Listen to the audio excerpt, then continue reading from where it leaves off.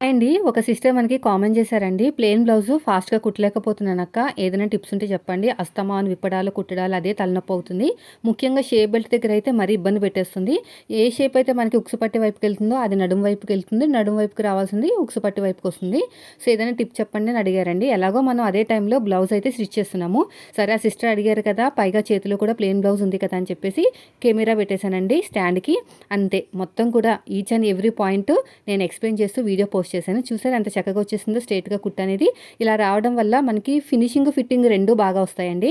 So, video అయితే upload చేశాను. End స్క్రీన్‌లు ఇస్తాను. మీరు మొత్తం బ్లౌజ్ స్టిచ్చింగ్ చూడాలి అనుకుంటే మాత్రం కింద లింక్ ఉంటుంది కదా! అది ఓపెన్ చేయండి.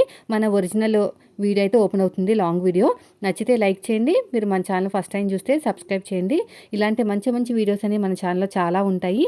మీరు గాని ఆగకుండా వారం రోజుల పాటు మన ఛానల్‌లో ఉన్న వీడియోస్ చూస్తే మీరు ఒక మంచి టైలర్ అయిపోతారు. కస్టమర్స్ కూడా పెరుగుతారు.